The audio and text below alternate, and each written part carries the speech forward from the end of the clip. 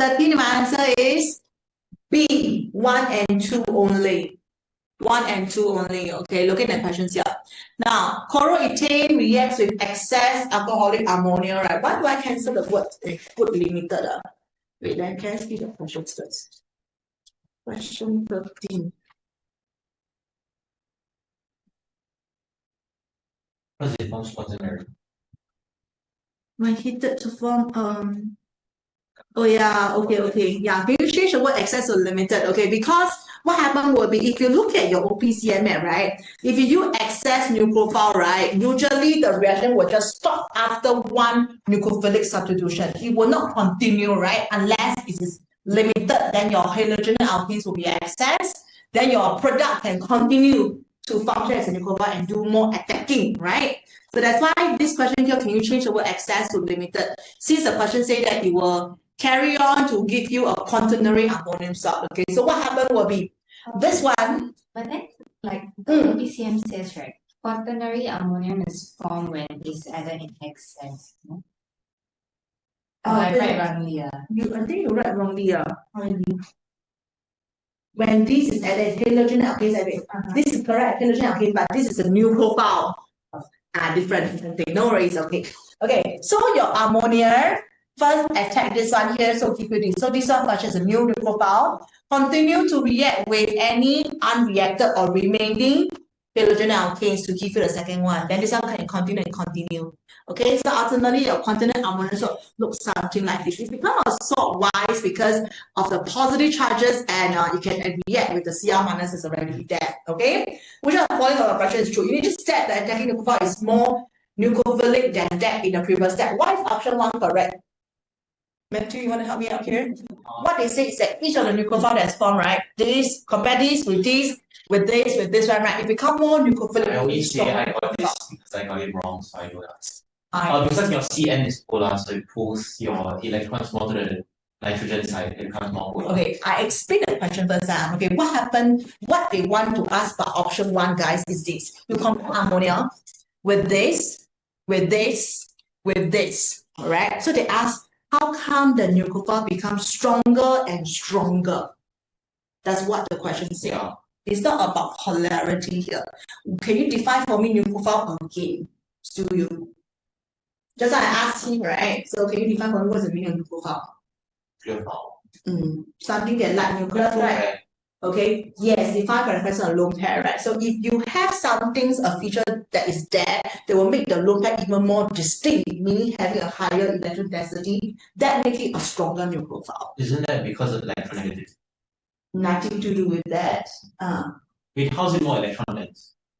That's why you have to draw this up in order for you to ammonia and H3. It means I have the R group there. I continue with 2 more with another R group. Then last one.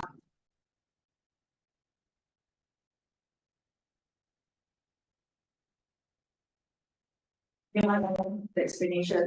Why is this a stronger nucleophile? Meaning this electron, this lone pair here, higher electron density, which makes this the strongest nucleophile among them. I guarantee you know are familiar with the answers. Is EDG what? No? It's not just yes. Wait, but is that not no, but we don't bring electronegativity. We bring in the fact that as the number of R group increases, which is electron donating, right, it increases the electron density of the lone pair. So it's you know the concept, but it's the wrong choice of words. You don't bring electronegativity. We just tell me EDG, the number but EDG only comes into play when there's what? Polarity, right? No. Itself, CH3 itself is already any alkyl group. Alkyl group. Is it less?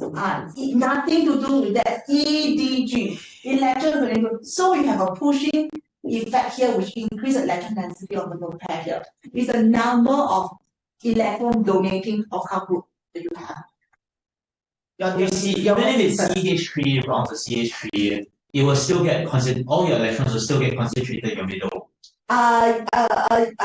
Something like yes, it has a pushing effect here. Okay, Okay, so guys, so take note, this is about the number of alkyl group that you have. Okay, so I can see, right? There's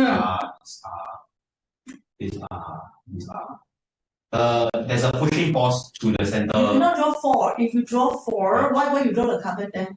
Carbon, no, because electron donating group, right? I only bring it in if you want to explain, for example, stability of the carbon ion or things like that. But if it's normal alkane branches, we don't bring it in, right? I mean, there's no reason why they want to bring it in, right? So it's only because it's deficient, then there's the movement of the electrons. Okay. EDG is first brought in when we talk about this one, right?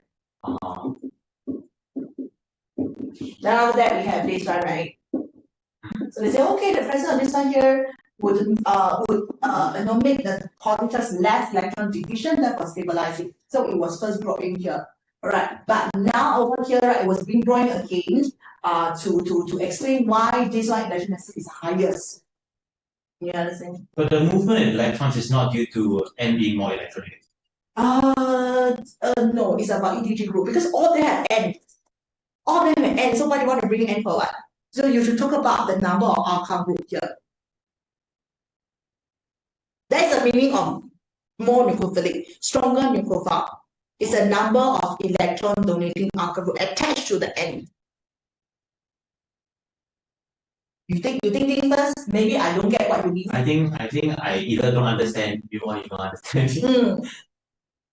Yeah, it's either I don't understand you. So electron donating groups, when they donate electrons, it just means that electrons are closer to your end. Yes. Over here, I don't really have a physical donation. It's more like pushing effect. I push my electron to you like electron club like that, but I still holding on to my electrons. So it's basically polarization of your electron. Well, I don't have to use that word that just it's electron donating effect. That's all. Because I cannot anyhow use the moment I say yes to you, you use that one time. Okay? Okay, note down first. Later I'll come to you lah, huh? Okay? Note down whatever this one first. For option 2 is because of the fact that you finally free up the Cr minus, right? And then that's why it could give you your silver chloride immediately since this is already free. Okay?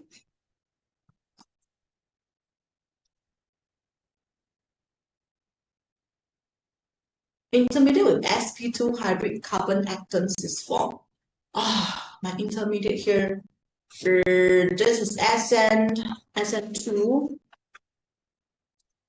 Okay, all of them is what do you call this? Primary halogen alkanes, right? So when I go SN2 mechanism, I don't think there's any sp2 hybrid orbitals. Okay, sp2 comes in over here, which is SN1 mechanism.